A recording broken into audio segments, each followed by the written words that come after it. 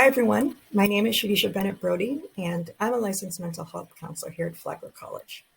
Today, we're going to be talking about effective listening skills. What are they, and how can they benefit us? So, listening is an art that requires attention over talent, spirit over ego, and others over self.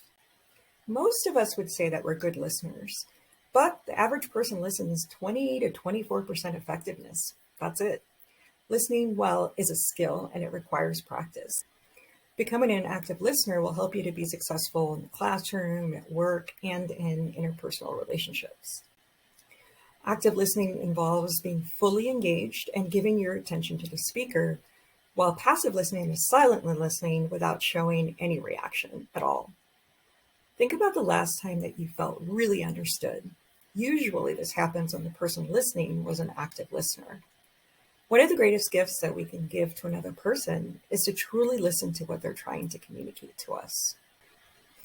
So the definition is active listening is the process in which the listener takes active responsibility to understand the content and the feeling of what's being said, then checks with the speaker to see if he or she or they heard what the speaker intended to communicate. So there are two parts. Trying to understand content and feeling, but also checking in to make sure that the speaker feels heard and understood. Some key listening skills are to be open.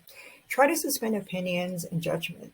This can be challenging depending on the subject matter, but remember, we're here to understand, not just waiting to give our opinion. We want to pay attention to our verbals and nonverbals to signal that you're listening. Nonverbals can be nodding or giving eye contact. And we can use verbal encouragers like, yes, or continue. We definitely want to minimize distraction, so turn off or put away phones, TV, etc. There really is a big difference between someone who's giving you eye contact versus someone who's looking at their phone. Effective listening requires a response, so summarize mentally and then repeat back to the person to demonstrate understanding. Here are some easy tips on how to do that. The first is parroting, which is basically just repeating what you heard verbatim. Then there's paraphrasing. This time we're reflecting back what we think the feeling and the content of what the person was trying to communicate, but we're going to say it in our own words. And then there's clarifying, which is checking to confirm that you heard what you think that you heard. So in this example, a friend is venting to you and they say, "I can't believe that my professor gave me a C on my paper. I worked really hard." So I'm just going to parrot it back to the friend and say, "Your professor gave you a C on your paper." That's exactly what they said. And now we're going to paraphrase. "And it made you really worried and upset."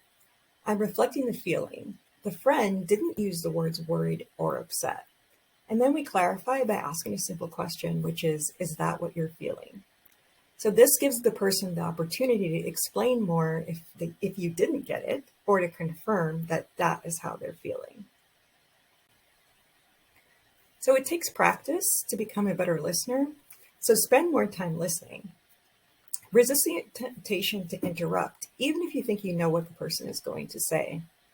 Try to find interest in the other person and find a reason to listen instead of an excuse not to.